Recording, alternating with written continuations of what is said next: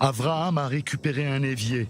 Il l'installe avec des restes d'armature de lit dans ce 30 mètres carrés qu'il occupe depuis 2 semaines avec sa femme Sarah et leurs 2 enfants.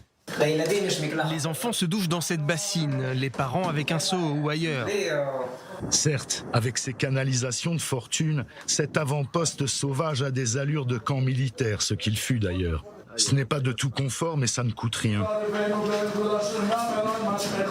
Il y a une salle d'études et de prière, Internet, de la pelouse synthétique, un jardin d'enfants, une station de bus, des bureaux administratifs. Les rues sont goudronnées, on habite rue Sion ou avenue Jérusalem. Tout ça en un peu plus d'1 mois. Eviatar, c'est désormais une 60aine de mobile homes posés sans l'accord de l'État et aux grandes dames de l'armée, au sommet d'une colline entourée de villages palestiniens. Des Palestiniens qui, depuis, manifestent leur courroux, et dont 4 ont été tués lors d'affrontements avec les soldats de Tsahal. Ils brûlent des pneus. N'allez pas plus loin, c'est dangereux. C'est l'heure de la relève. Bravo les gars.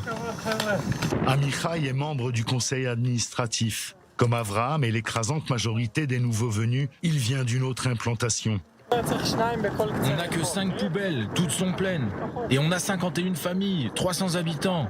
Ça produit beaucoup de déchets. On a besoin de 2 poubelles par rue. On est aidé par le conseil régional de Samarie.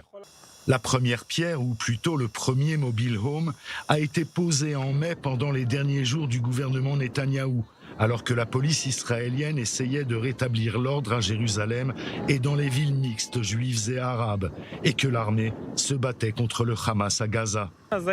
Il y a eu le meurtre du soldat Yehuda Goueta. Notre sang bouillait. On sentait qu'il fallait agir en sioniste. Dieu merci, il y a eu un bon timing. Tsahal soutient que leur installation sur cette colline est illégale et compte les évacuer. Le nouveau gouvernement, qui ne tient que sur un fil, n'a pas encore tranché. Pendant des générations, les Juifs se sont installés en terre d'Israël et les gouvernements ont fini par s'aligner sur nos positions.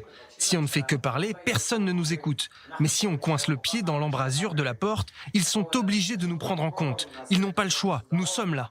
On n'a pas peur d'être évacués. On a déjà été évacués 3 fois d'ici. On reviendra toujours, encore et encore, jusqu'à ce qu'on s'enracine. Dès que cette implantation prendra racine, nous bougerons ailleurs, avec l'aide de Dieu. Il faut aller de l'avant. Ça ne s'arrête pas à Eviatar. Il y a beaucoup d'autres collines sur lesquelles s'implanter en Judée et en Samarie.